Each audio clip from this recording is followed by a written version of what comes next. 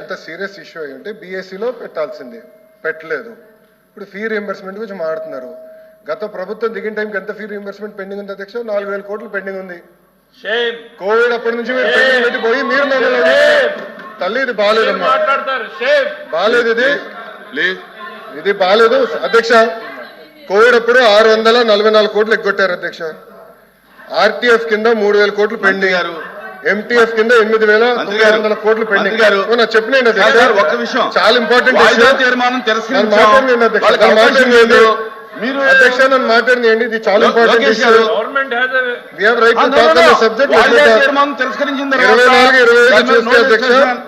24-25 చూస్తే మన ప్రభుత్వం కూటమి ప్రభుత్వం వచ్చిన తర్వాత 1,200 కోట్లు రిలీజ్ చేశాం. పెండింగ్ ఉన్న 1,400 కోట్లు వచ్చే 3 నెలలు మేము రిలీజ్ చేస్తాం. మీరు 4,000 కోట్లు బకాయిలు పెట్టి మీరు మాట్లాడితే ఎట్లమ్మా? 4,000 crores 4,000 కోట్లు మీరు బకాయిలు పెట్టిపోయి మీరు మాట్లాడతారు. 4,000 కోట్లు కోవిడ్ 644 కోట్లు కోవిడ్ ఎప్పుడు బకాయిలు పెట్టారు స్వామి? వాయిదా ప్రశ్న ఏది కూడా రికార్డు కాదు. ఏంటో చెప్పండి మాకు. కూర్చోండి దయచేసి కూర్చోండి, ప్లీజ్ కూర్చోండి.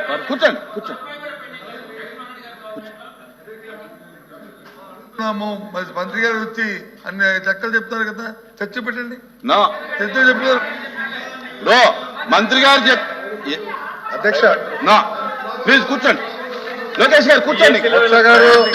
మీరు బీఎస్సీకి ఇంపార్టెన్స్ బీఎస్సీలో మీరు రేజ్ చేశారా? నేను బొత్స గారిని సూటిగా ప్రశ్నించాను. బీఎస్సీలో మీరు రేజ్ చేశారా ఈ ఇష్యూ? బీఎస్సీలో మీరు ఇది ఇచ్చారా? మీరు బీఎస్సీలో కనీసం అడిగారా? మీరు అడిగారా సార్? బీఎస్సీ ఎజెండా మీరు పెద్దలు, మీరు సీనియర్ మోస్ట్ హౌస్ లో, ఫరూక్ గారి తర్వాత మీరే సీనియర్ మోస్ట్ హౌస్ లో. నేను మిమ్మల్ని కోరేది ఏంటంటే, మీకు అంత ఇంట్రెస్ట్ ఉండుంటే మీరు కూర్చొని చైర్మన్ గారితో మాట్లాడి ఎజెండాలో పెట్టుంటే సమాధానం చెప్పినా మేము సిద్ధంగా ఉన్నాం. I have right sir. Sir LOP గారు ఐ హావ్ రైట్ సార్. నాకు హక్కులు లేదా హౌస్ లో? నాకు హక్కులు లేదా హౌస్ లో? మంత్రిగా సమాధానం చెప్పే హక్కు లేదని మీరు నిర్ణయిస్తారా? ఎల్ఓపి గారు మీరు చెప్తారండి, మేము సమాధానం చెప్పాలా చెప్పకూడదు? హౌస్ మీరు నడిపిస్తారా ఇక్కడ?